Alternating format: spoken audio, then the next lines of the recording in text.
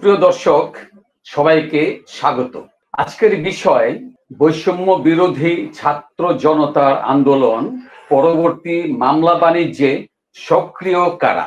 অত্যন্ত পরিতাপের বিষয়, আপনারা সকলেই ইতিমধ্যে জেনেছি ছাত্র জনতার অভ্যুত্থানে গুলিবিদ্ধ শিক্ষার্থী আব্দুল্লাহ, বয়স যার 23 মাত্র, বৃহস্পতিবার সকালে ঢাকার সম্মিলিত সামরিক হাসপাতালে চিকিৎসাধীন অবস্থায় মারা গেছেন। তার অকাল মৃত্যুতে গভীর শোক ও সমবেদনা জানাচ্ছি শোক সন্তপ্ত পরিবারের প্রতি। আব্দুল্লাহ সহ গণ অভ্যুত্থানে নিহত ও আহতদের প্রত্যেকটি ঘটনার দৃষ্টান্তমূলক শাস্তিরও দাবি জানাচ্ছি। একই সাথে বৈষম্য বিরোধী আন্দোলনে নিহত ও আহতদের নাম ভাঙিয়ে একটি সংঘবদ্ধ চক্র মামলা বাণিজ্যে মেতে উঠেছে। অভিযোগ গুরুতর। বিষয়টি ইতিমধ্যেই তোলপাড় সৃষ্টি করেছে বিভিন্ন মহলে। এই অনৈতিক কর্মকাণ্ড বন্ধ করার জন্য সর্বোচ্চ কর্তৃপক্ষের সুদৃষ্টি কামনা করছি। আমি সুভাষ সাহা, বিশ্বেরবাসী মিডিয়ার News24 ওয়েবসাইট ইউটিউব চ্যানেল থেকে সমসাময়িক বিষয়ে আজকের এই প্রতিবেদনের মূল শিরোনাম হচ্ছে বৈষম্য বিরোধী ছাত্র জনতার আন্দোলন পরবর্তী মামলা বাণিজ্যে সক্রিয় কারা। দুঃখজনক হলেও পতিত আওয়ামী লীগ সরকারের পদাঙ্ক অনুসরণ করে অন্তর্বর্তী সরকারের জামানায়ও গায়েবী মামলার মাধ্যমে নৈরাজ্য সৃষ্টির অভিযোগ ইতিমধ্যেই উঠেছে। ভিকটিম পরিবারের নাম ভাঙিয়ে সংঘবদ্ধ চক্র ব্ল্যাকমেইলিং করে আসামিদের কাছ থেকে বিপুল অঙ্কের টাকা হাতিয়ে নিচ্ছে। প্রথম আলো পত্রিকায় প্রকাশিত আজকের একটি রিপোর্টের শিরোনাম হলো, গুলিবিদ্ধ জহুর বললেন মামলা নিয়ে এখন ব্যবসা শুরু হয়েছে। সুপ্রিয় দর্শক, এই ঘটনায় ফেসবুক লাইভে কথা বলেছেন বৈষম্য বিরোধী ছাত্র আন্দোলনে গুলিবিদ্ধ এই জহুর আলী। ঘটনাস্থল সিলেটের সুনামগঞ্জ। বৈষম্য বিরোধী ছাত্র জনতার আন্দোলন চলাকালে গত 4 আগস্ট সুনামগঞ্জ পৌর শহরে গুলিবিদ্ধ হয়েছিলেন মোহাম্মদ জহুর আলী, বয়স 30। ঘটনার 1 মাস পর তার বড় ভাই হাফিজ আহমেদ বাদী হয়ে একটি মামলা করেছিলেন। এই মামলায় আসামি ধরা ও ছাড়া নিয়ে ব্যবসা শুরু হয়েছে বলে অভিযোগ করেছেন গুলিবিদ্ধ এই জহুর আলী। বৃহস্পতিবার নিজের ফেসবুক আইডি থেকে লাইভে এসে এই মামলা নিয়ে ব্যবসা বন্ধ করার আহ্বানও জানিয়েছেন তিনি। এর আগে বাদী হাফিজ আহমেদ মামলা দায়েরের 1 মাস 20 দিন পর আদালতে হলফনামা দিয়ে বলেন ঘটনার বিষয়ে তিনি কোনো কিছুই জানেন না, কোনো আসামিকেও চেনেন না। এই আপোসনামা দেওয়ার পর গত সোমবার তিনি আদালতে এলে সেখান থেকে একদল যুবক তাকে তুলে নিয়ে যায়। তারপর অবশ্য তাকে সদর থানায় পৌঁছেও দেয়। গুলিতে আহত জহুর আলী এখন ঢাকা পক্ষাঘাতগ্রস্তদের পুনর্বাসন কেন্দ্র সিআরপিতে আছেন। লাইভে তিনি বলেন, ছাত্র জনতার আন্দোলনের সময় গত 4 আগস্ট সুনামগঞ্জ শহরে গুলিবিদ্ধ হন তিনি। আমি অনেকটাই সমস্যা পরে আপনাদের লাইভে এসেছি। জানেন যে আমি আগস্টের 4 তারিখ গুলি খেয়েছিলাম। আমি মোহাম্মদ জহুর আলী, সবাই কম বেশ এটা জানেন। আগস্টের 4 তারিখ গুলি খেয়ে আমি এখনো হসপিটালে আছি, আজকে 3 মাসের উপরে চলতেছে। জানেন যে সুনামগঞ্জে 99 যে একটা মামলা হয়েছে, সেই মামলার বাদী হয়েছিল আমার ভাই হাফিজ আহমেদ।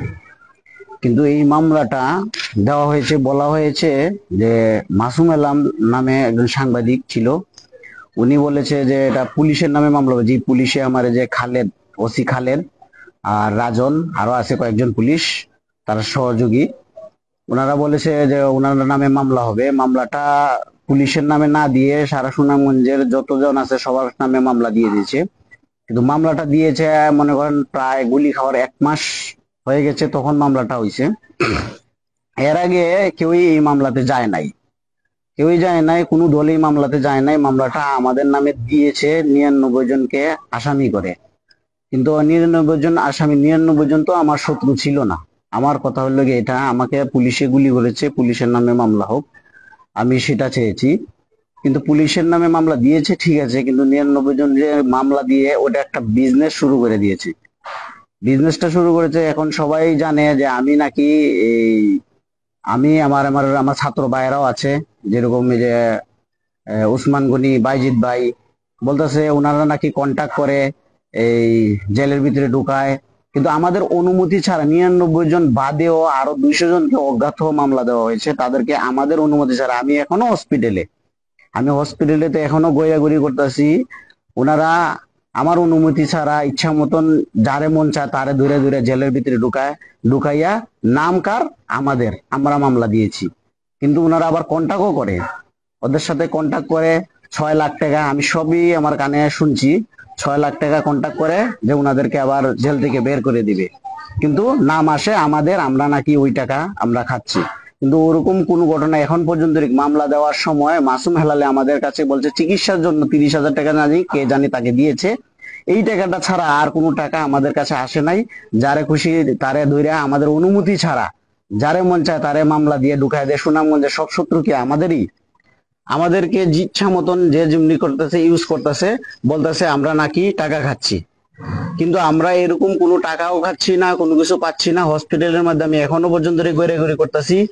আর যেই ওসির নামে, যে খালেদ নামে, ওনার নামে মামলা দেওয়া হয়েছে, ওনাকে এখন পর্যন্ত ধরা হচ্ছে না। উনি এখনো পর্যন্ত চাকরি করতেছে, উনি হবিগঞ্জে আছে, আমি যতটুকু খবর পাইছি উনি হবিগঞ্জে আছে। আর যে আমাদের নামে মামলা দিয়ে টাকা ফায়দা লুটতেছে, ও কোটি টাকা ইনকাম করেছে, সেটাও আমাদের কাছে খবর আসছে। উনি নাকি কানাডাও চলে যাচ্ছে। তো এখন সুনামগঞ্জের সব শত্রু আমাদেরকে দিয়ে ওনারা ইউজ করতেছে, ওনারা বিজনেস করতেছে এই মামলা দিয়ে, ব্যবসা শুরু করে দিছে। এই মামলাটা আমি চাই না, আমার মামলার লগে আমার মামলা থাকবে পুলিশের কাছে। বাকি যা মামলা আছে আপনারা আপনারা এতদিন কেন মামলাতে যান নাই? আমরা চাই যে পুলিশে আমাদেরকে গুলি করেছে, পুলিশের নামে আমি মামলা দিছি, বাকি যা মামলা আছে এটা আপনারা গোচ্ছা নেন। বাদী দিতে চাই, বাদীও নিবে না, ওনারা মামলাও উঠাইতে দিবে না। তো ওনার এই মামলা কি আমরা নিয়ে গোচ্ছা গিয়ে আমরা মরবো? টাকা খাচ্ছেন আপনারা, টাকা তো আমরা খাচ্ছি না। আমি এটা নিয়ে আমি এরপরে আমার ভাইকে তো গুম করেছে, আমাকেও হুমকি দেওয়া হইতাছে। এখন এটা আমি সাজিদ আলম ভাইয়ের কাছে এই কথাটা গলা পৌঁছানো দরকার। সব দুর্নীতি ছাড়া আর কোনো কিছুই পাইতাছি না। এই আন্দোলন করে আমাদের কি লাভ হলো? আমার পাও হারাইলাম, পঙ্গু হইলাম। আমি এখন যে একটা কোনো কিছু করে খাবো সেই শক্তিটাও আমার কাছে এখন নাই। আমার যে চাকরি চুকরি আসছিল সবকিছুই হারাইছি শুধু একটা মামলার কারণে। এই মামলা দিয়ে এখন তারা বিজনেস করতেছে। আমি এরকম কোনো মামলা চাই না। আমার রাত হইলে আমার কাজ করতে হবে, এখন আমার তো পাই নাই, পঙ্গু হয়ে গেছি গা।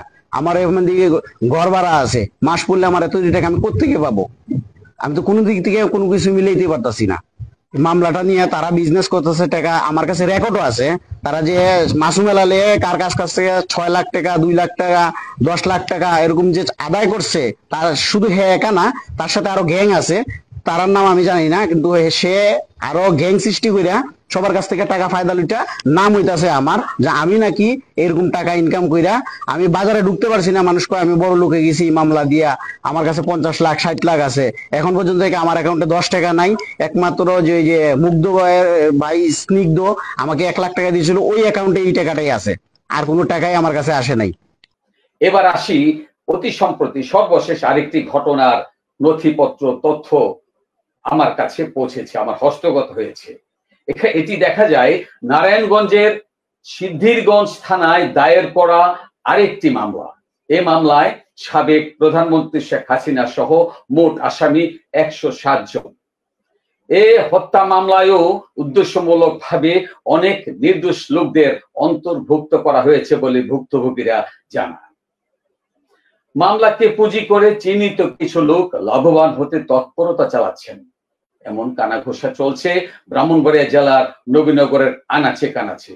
উল্লেখ্য, গত 15 অক্টোবর বাদী সুফিয়া বেগম 44 বছর, পিতা ইউসুফ মিয়া, মাতা সাফিয়া খাতুন, সাং দয়ালনগর, গ্রাম মোল্লাকান্দি, থানা নবীনগর, জেলা ব্রাহ্মণবাড়িয়া, জাতীয় পরিচয়পত্র নং 10231898112, মোবাইল নং 0198679793665। সাবেক প্রধানমন্ত্রী শেখ হাসিনা সহ মোট 107 জনকে আসামি করে নারায়ণগঞ্জ জেলার সিদ্ধিরগঞ্জ থানায় হত্যা মামলাটি দায়ের করে। মাননীয় নারায়ণগঞ্জ সিনিয়র জুডিশিয়াল ম্যাজিস্ট্রেট আদালত দণ্ডবিধির 147, 148, 149, 302, 114, 34 তৎসহ এক্সপ্লোসিভ সাবস্টেন্সেস অ্যাক্ট 1908 ধারায় নালিশি দরখাস্ত বাদীর হলফান্তে ফৌজদারি কার্যবিধির 200 ধারায় জবানবন্দি গ্রহণ করে। আলোচ্য নালিশি পিটিশনে উল্লেখ করা হয়েছে বাদীর ছেলে রফিকুল ইসলাম বিগত 21/7/2024 তারিখে বৈষম্য বিরোধী ছাত্র জনতার আন্দোলনে গুলিবিদ্ধ হয়ে নিহত হন। নালিশি দরখাস্তটি এফআইআর হিসেবে গণ্য করত প্রয়োজনীয় ব্যবস্থা গ্রহণের জন্য অফিসার ইনচার্জ সিদ্ধিরগঞ্জ থানাকে নির্দেশ প্রদান করা হয়। উক্ত মামলায় 107 জন আসামির মধ্যে সাবেক প্রধানমন্ত্রী শেখ হাসিনা ও অন্যান্য আসামিদের মধ্যে উল্লেখযোগ্য যাদের অন্তর্ভুক্ত করা হয়েছে তাদের মধ্যে ওবায়দুল কাদের 2 নাম্বার, সাবেক সেতুমন্ত্রী; 3 নাম্বার AKM শামীম ওসমান, সাবেক সংসদ সদস্য নারায়ণগঞ্জ; 4 নাম্বার মতিউর রহমান মতি, শামীম ওসমানের cadre; 6 number ward councillor, Narayanganj city corporation. এছাড়া নারায়ণগঞ্জ জেলার বাইরে থেকে যাদের অন্তর্ভুক্ত করা হয়েছে আসামি হিসেবে তাদের মধ্যে 6 নম্বর আসামি তোফাজ্জল হোসেন, 59 বছর, সাবেক মেয়র বাঞ্ছারামপুর পৌরসভা, ব্রাহ্মণবাড়িয়া; 7 নম্বর আসামি শিব শঙ্কর দাস, 60, সাবেক মেয়র, নবীনগর পৌরসভা, সাং ভোলাচং; এবং আছেন 81 নম্বর লোকনাথ দেব, 82 মিঠুন দেব, 83 সোহেল দাস, 84 প্রীতম দাস এবং 85 নম্বর রুবেল দাস। সর্বশেষ 59 নম্বর জগদীশ সাহা, বয়স 55, সর্বসাং ভোলাচং, ব্রাহ্মণবাড়িয়া। তথ্য অনুসন্ধানে জানা যায় আসামিরা সবাই গ্রেফতারের ভয়ে পলাতক। এদিকে অজ্ঞাত স্থান থেকে নবীনগর পৌরসভার সাবেক মেয়র শিবশঙ্কর দাস মোবাইলে এই প্রতিনিধিকে জানান শেখ হাসিনার সরকারের পতনের পর ভোলাচঙ্গে তার বাড়ি ঘর আগুনে ও লুটপাট করা হয়েছে। প্রাণের ভয়ে তিনি আত্মগোপনে চলে গেছেন। শিবশঙ্কর দাস আরো জানান তিনি কোনোভাবেই নিরীহ রফিকুল ইসলাম হত্যার সাথে জড়িত নন। শিবশঙ্কর দাস বিশ্বাস করেন তৃতীয় কোনো পক্ষ অসৎ উদ্দেশ্যে তাকে এই মামলায় ঢোকানো হয়েছে। তিনি এই নৃশংস হত্যাকাণ্ডের সঙ্গে জড়িত প্রত্যেকের সুবিচার প্রার্থনা করেছেন। সুপ্রিয় দর্শক, যে কোনো মহৎ কাজে কিছু দুষ্ট লোক মহৎ কাজকে নস্যাৎ করার জন্য উঠে পড়ে লাগে। যেমন ধরুন, একটি বাস দুর্ঘটনা ঘটলো, যেখানে নিহত আহতদের শুশ্রূষার প্রয়োজন, সেখানে একটি চক্র লুটপাট করে। ঠিক সেরকম আজকে আমরা যেখানে একটি সরকারের, পতিত সরকারের, স্বৈরাচারী সরকারের পতনের পর যেখানে অন্তর্বর্তী সরকার গঠিত হয়েছে, আমাদের আশার আলো দেখানো হয়েছে এই দেশটি নতুন একটি জঞ্জাল মুক্ত দেশ, পরিচ্ছন্ন দেশ হিসাবে পরিগণিত হবে অনতিবিলম্বে, যত শীঘ্রই সম্ভব। কিন্তু এইভাবে যদি কেউ মামলা, হামলা, ভুয়া আসামি করে নিজস্ব ফায়দা লোটার চেষ্টা করে, তাহলে প্রকৃত ভিকটিম, প্রকৃত যারা নিহত আহত পরিবার, তারা তো সুবিচার থেকে বঞ্চিত হতে পারে। এবং এই সুবিচারকে বাধাগ্রস্ত করার জন্য যারা স্বীয় স্বার্থে এমন অসৎ কর্মে লিপ্ত, তাদের তদন্ত সাপেক্ষে আইনের আওতায় আনা হোক, এটি আমাদের সকলের প্রত্যাশা। দোষীরা সাজা পাক এবং নিরীহরা যে কোনো হয়রানি থেকে দূরে থাকুক, মুক্তি লাভ করুক, সেই প্রত্যাশায় আজকের মতো এখানেই থাকছি। সবাই ভালো থাকুন। আমরা একটু সুন্দর দেশ গড়ার প্রত্যয়ে যেন সবাই যার যার অবস্থান থেকে সক্রিয় ভূমিকা রাখতে পারি, অন্তত কেউ যেন বাধাগ্রস্ত না করে সেদিকে আমরা সবাই সজাগ থাকবো, আপনারাও সজাগ থাকুন এবং সরকারের সর্বোচ্চ পর্যায়ে এই ব্যাপারে সুদৃষ্টি কামনা করছি।